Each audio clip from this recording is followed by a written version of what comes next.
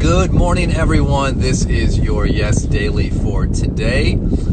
I'm Travis from Live Yes And, doing these daily conversations with friends of mine who inspire me, who are doing amazing work, and who I want to hear from during this quarantine time about what they're thinking about, how they're dealing with it, how they're able to equate what they do on a day-to-day basis to this crazy time that we're living in, and to offer some inspiration in the process. And so I'm blessed to get to know so many amazing people, including the gentleman who is live right now, and really excited to have him on. He's jumping on. Lee Rubin, are you there? Travis, my man, how you doing? Travis, I'm doing well. And hold on, I appreciate you asking.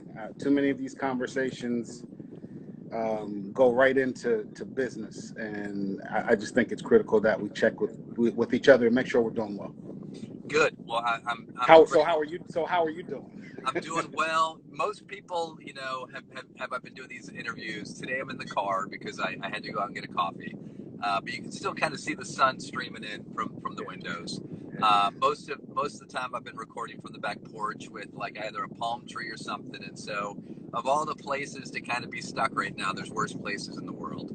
Yeah, no, I agree. I did a call recently, and the guy was basically in his pool house on the intercoastal. Yeah.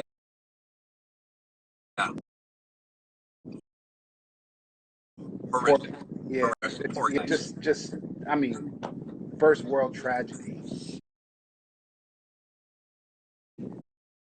Absolutely. And I have to thank you because you and I spoke a few weeks ago, and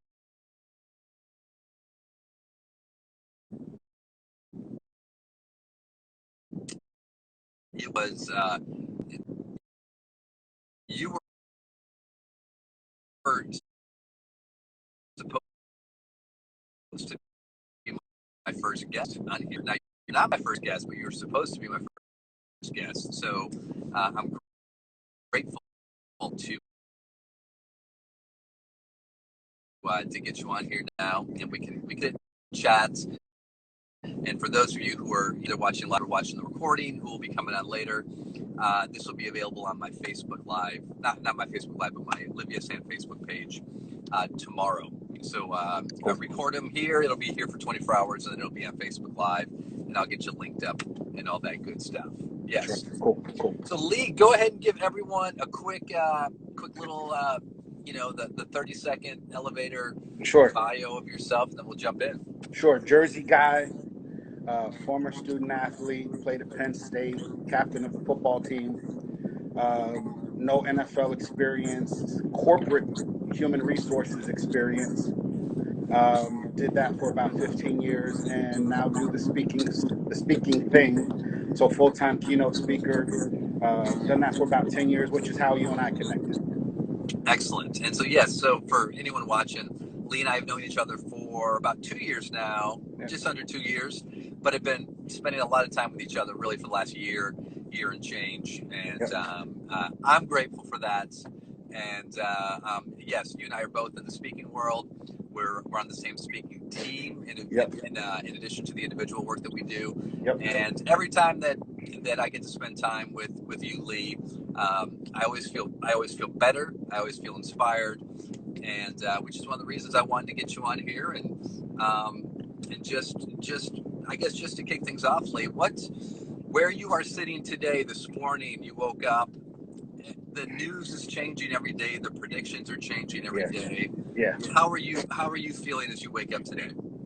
It's funny you asked that particular question. I'm taking every effort to keep my mind protected from noise. I told my wife yesterday, I heard something 3 or 4 weeks ago about how a woman woke up and she contracted the coronavirus, and that morning she just felt different. She just knew something was different. Yeah. And it's funny, since I heard that statement from some stranger 3 weeks ago, every morning I wake up and I'm checking, do I feel different? Yeah, yeah, And the power of words, the power of thoughts. I am making sure that I, I I I separate news from noise, that's great. I love that. right? Yeah, And I'm working hard to separate news from noise because I want to be informed. But there's so much noise out there that will keep me from being healthy mentally and physically. It'll keep me from being productive. It'll have me living in a world of anxiety and fear, and I refuse to do that. So I've become really adept at separating news from noise. how much news are you allowing yourself to look at on a daily basis? You know, I maybe I should, but I don't have a number or an amount of time. And the scary thing is, most of our social media platforms um, share a lot of noise. Yeah, yeah, So I'm trying to limit what I consume on there. I produce on those. Excuse me. I produce on those networks, but I'm trying to minimize what I consume on those networks. So I guess my threshold at this point is whenever it starts to make me check my throat and my cough and my respiratory system, it's enough. It's time to refresh my mind with some constructive stuff. yeah. Like that's the influence, right? The influenza, the influence of Yeah, suggestion, yeah,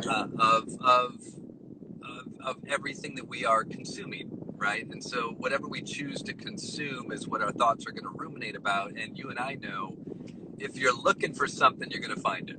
absolutely.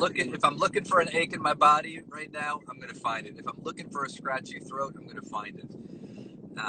And so yeah, I agree. I've been in that same space of, I'm one of those guys that I sleep really, really well. You can put me in any situation, I sleep really well. As I go throughout the day, I haven't felt a sense of stress and anxiety for the most part, but I have been waking up in the middle of the night one, two, or three times, and I catch myself fearful about a specific thing. Maybe it's Yeah, about one of my children or the yeah, yeah, economy. So it's interesting to know during the day, I'm doing a good job of not staying in that space, but it's still sitting there. So when I go to bed at night, it's still the unconscious is rising up and getting my attention. yeah. You know, I've coined this little phrase: "What you dwell on, you will eventually dwell in." Oh yeah, I like that. And so yes, thoughts cross our mind, but we've got the choice to sweep those thoughts away or dwell on them. Yeah, And I refuse to just be stuck on some thoughts. I think it was Eleanor Roosevelt who said you can't stop the birds from flying around your head, yeah, but you can keep them from building a nest. yes, Right? yes, Just the power of controlling our thought and our thought life. Yeah. So yes, you're awakened because we're human. yeah. You know, there's anxieties stacked on top of each other, but we can choose what we're going to live in. I like that. I like that. I like that. I like that whole nest idea. Yeah. Yeah. It reminds me. Thank Eleanor. I Yes. can't. Well, it reminds me of one of my spiritual mentors, Sandy Wilder. He runs Educare, and during some of the courses, we would talk about just thoughts, right? And most people believe we get sucked into thinking that we can control our thoughts. We actually can't control our thoughts, but similar to your point, if we use the analogy, what's the job of the scarecrow? What's a scarecrow do? Yeah, it's to present an image so that the crows don't come So and hang around. yeah, but so the crows don't land, right? You can't control whether the crows are going to fly into your farm and fly into your space. Yeah. The scarecrow's job is to prevent them from landing, or as Eleanor Roosevelt would building that nest. Yeah, exactly. So our job, right? Our job is we can't control the crows, we can't control the thoughts, but we can be the scarecrow that doesn't allow them to land and set up home, set up shop in our consciousness. So Yeah, Travis, we can also make sure that we don't set up shop near a bird farm. that's true. Yes, Meaning, like, we expose ourselves. Like, I choose to turn on certain channels. absolutely. Yep. I choose to go on, certain sites, or like, those are my choices. Right. Right. And like, if you go certain places, you're going to get certain things. Yeah. Yeah. Well, one of the questions I've been asking everyone, Lee, and we'll get to it now, is during this new kind of period that we've been in, what is one habit that you are doing that feels very helpful for you? Yep. And then what is something that you are intentionally doing less of because you know it's not helping you? Great question. So the one habit that I've practiced every day since I've been home is to wake up, and before I do or eat anything, I drink something warm. Just trying to take care of Yeah. my health. I saw that. I saw that as a tip. I saw that as a tip as far as drinking warm liquids, Yeah. as far as helping to prevent, COVID-19. But for me, it is helping my immune system, but for me, it's just more psychological. Yeah, Sit down, yeah, because my habit previously was to rush out, get to Starbucks or Dunkin' Donuts, log on to Wi-Fi, yeah, and get going. yeah, yeah. And so now that mindfulness of, okay, your health, your rest, your peace is important. So yeah, the first thing I do is I drink some warm tea, minimizing the sugar, but really just trying to settle down and start the day in a peaceful place. Yeah, so it sounds like you've almost kind of created almost a psychological ritual around it. Agreed. Agreed. Yeah, And well, excellent. give me the second part of that question The again. second one is, what is something, and you and I, we've talked about staying away from news because we know it's not helpful. Is there something else that you've been intentionally doing less of because you know it's not helpful? Uh, Probably television. Staying away from television. Okay. Um, and when I do go on television, I'm looking for laughter, comedy, silliness, Yeah. which is really, really not me. Yeah. I'm a Shark Tank guy. I'm a Law and Order guy. My brain is constantly going. So if yeah, it's finding Yeah. the humor, the laughter, the silliness to kind of balance the heaviness. Absolutely. Yeah. Yeah. That's great. I catch myself doing that as well. My kids have been binge streaming The Office, Yeah, they're which, which great show. I can't watch, especially with you working in HR forever, right? That's got to be right Uh, right in your the wheelhouse. diversity episode is there's two episodes on The Office. The diversity episode, and I'm not, and it's like the CPR episode Yes. when Dwight, I won't give it away, but Yes. I when know what you're Dwight, talking about. Yeah. yeah, when he damages Damages the the dummy. CPR dummy. Yeah, The Office is the bomb. Yes. And for me, with an improv background, actually, it's season one. It's Michael is taking an improvisation class, Oh boy. and they nail an intro improv class to a T. Just the character, like there's a Michael Scott in every improv class. Um, so yeah, so we're binge watching, right? And of course, as one of my sons jumps on here, it looks like you've got a buddy here, Joe Farrow. Lee, Yeah, hey Joe, let me say just a quick word about Joe. Joe is a member, I believe a senior of a local high school baseball team here. All right. I spoke to their team a few weeks ago, before all the craziness, and Joe reached out to me via Instagram and said, "Hey Lee, my teammates are struggling. We've lost our senior season. Is there something I should say, or is there something you could say to the team?" And just took the initiative, took the leadership, and we did a similar call. I think we Yeah, used yeah. Zoom, but I was able to share some encouraging words with the team. So, Joe, thanks for being a leader. Every opportunity I get, thank you for doing what you're doing, man. That's great. And Joe, thanks for being on, and the fact that you reached out to Lee and are thinking about your teammates and thinking about what you can do to encourage and support them is obviously a clear sign of leadership. So that's awesome. That's awesome. So Lee, actually staying in the world of sports a little bit, whenever I've spent a lot of time with you, and whenever you speak, you try to like minimize your whole Penn State experience as much as possible, and you're so humble when it comes to that. But when you reflect back on your 4 years at Penn State, your 4 years playing for Coach Paterno, give me an idea, something that you learned during that experience that translates to what we're going through right now. In all of my calls that I've done since we've been sort of locked down, I've referenced one thing that I learned from Coach Paterno.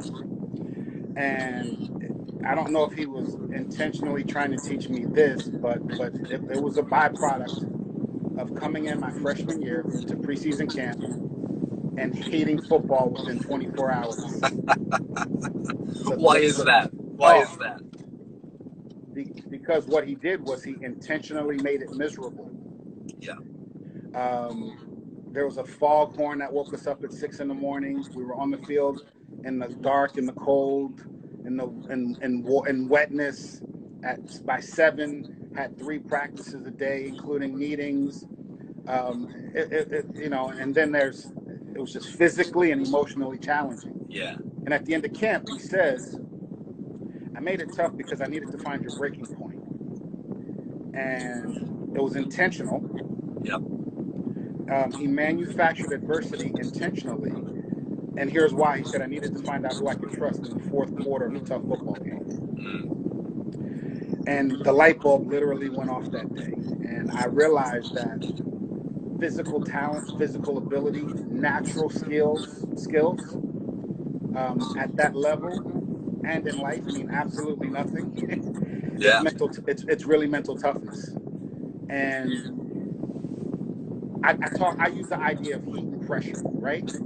That heat and pressure is what creates bonds and it creates mental toughness.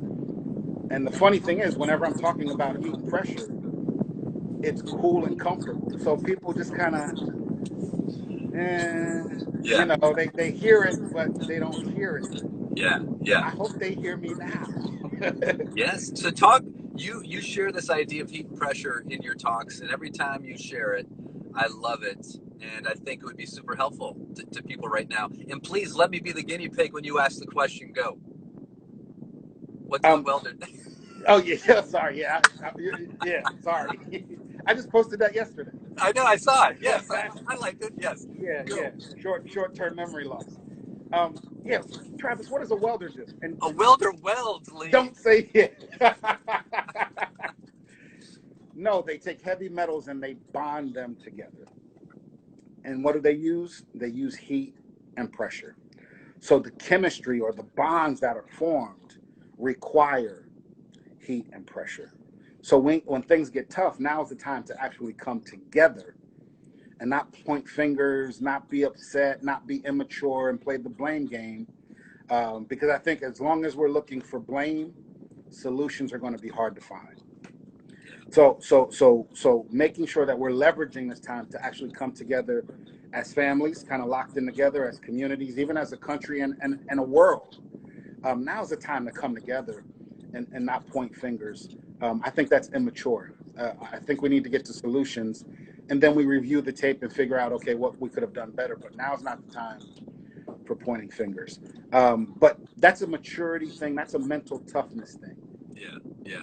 Well, you and I spoke on the phone 2 weeks ago, Lee. You had said something to me that stuck with me ever since, and you were sharing how it's interesting when something like this happens. It reveals what people believe, and I can't remember if you said it like that exactly. Yeah.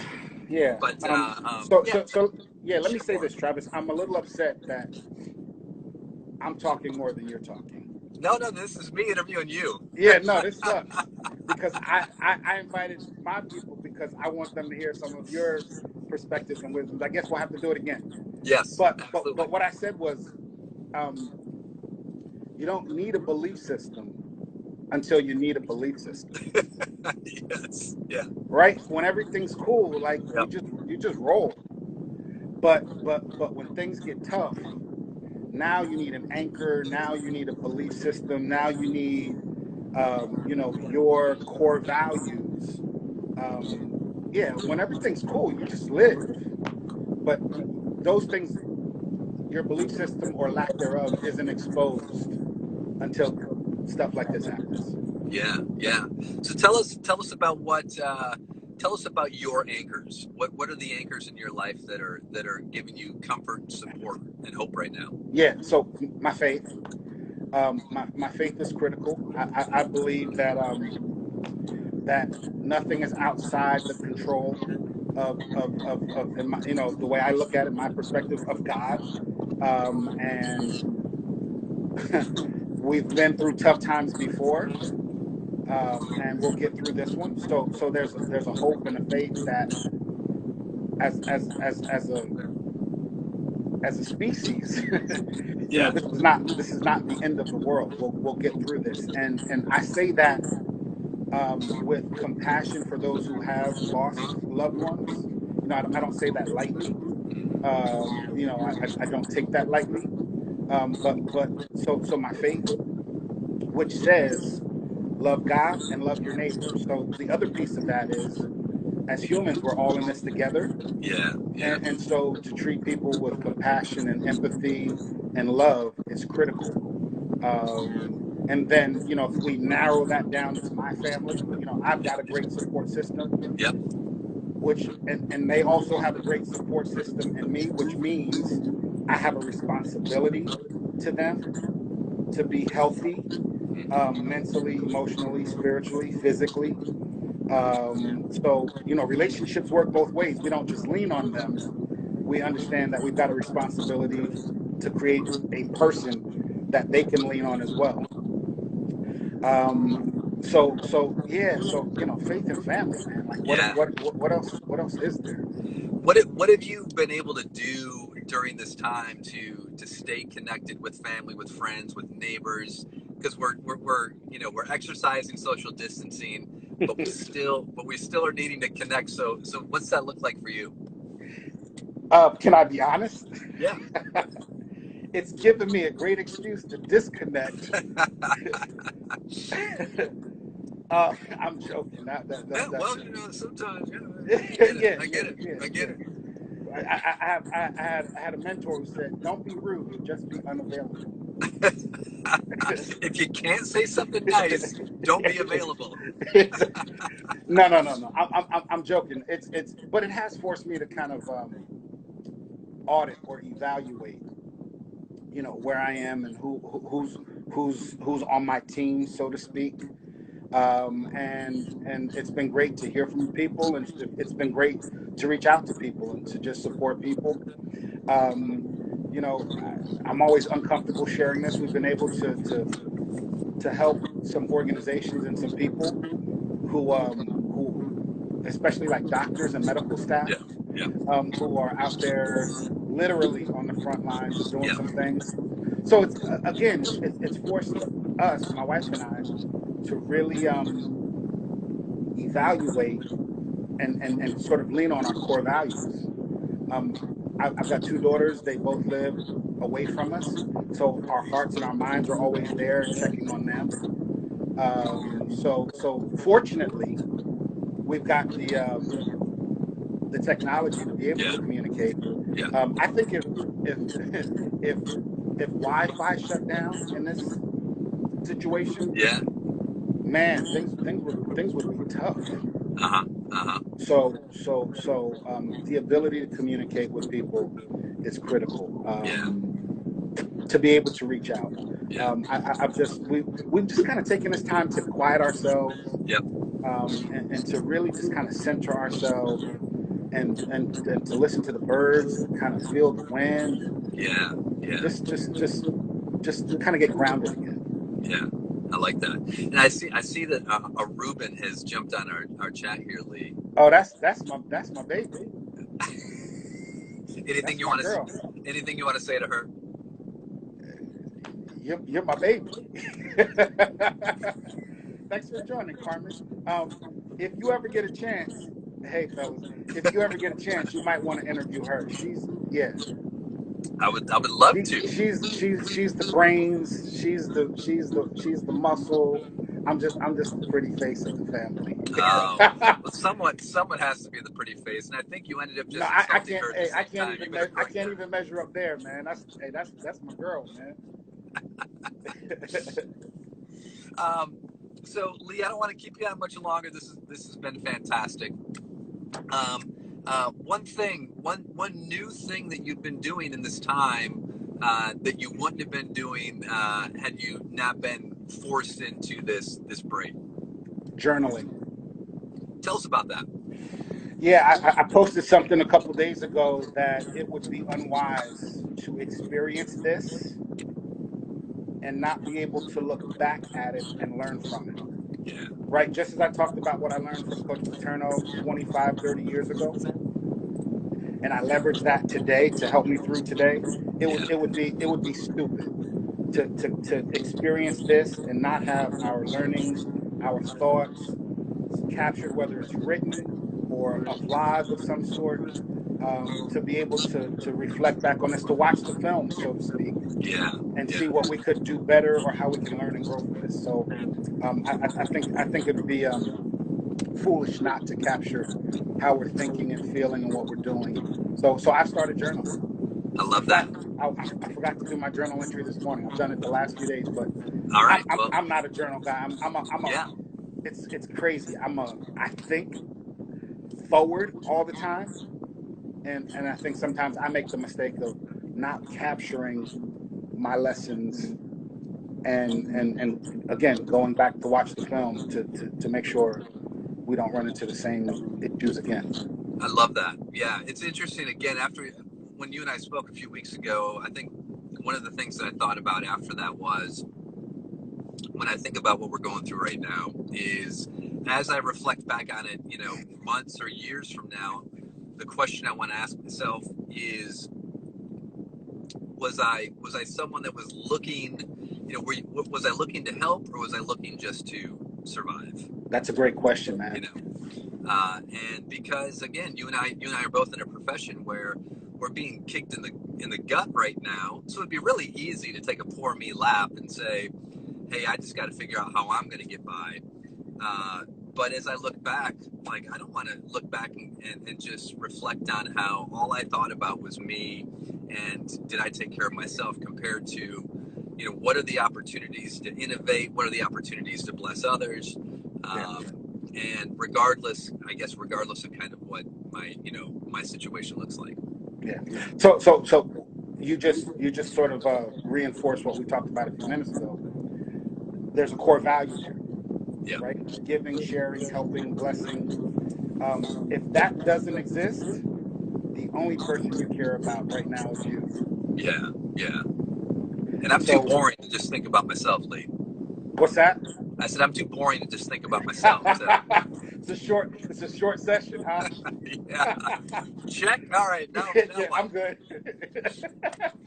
Lee, obviously, people who are watching this video, they can find you on Instagram there's your link, there's your profile right there. Yep. How else online is the best way to see you and connect with you? Say that one more time. Best way to connect with you, either website or social media. Yeah, website is LeeRubenspeaks.com. I'm on LinkedIn. I'm on Twitter. I'm on Instagram. Not a Facebook guy generally, but LinkedIn, because most of my audience are professional associations and corporations. But I try to share as well on LinkedIn. I'm on Instagram and Twitter. Awesome, and I will be posting this on my Facebook page, but I'll also post it on LinkedIn as well, and obviously link you and connect you and all that good stuff. Awesome. All right, my man. Hey, it's a pleasure. I'm so grateful that you took the time to do this. No, my pleasure. It's amazing how quickly this went. I know. Good, right? It's we're almost 30 minutes in, and it goes by in a snap. Yeah, it does. And I learned my lesson. I learned my lesson doing this last week that my phone gets so hot that my phone shut down last week, and I was Wow. unable to save the video, and so I had to do another one. So I want to shut this down before my phone overheats. Okay. Well, just the nature of the conversation is so hot, it can blow this thing up. That's what it is.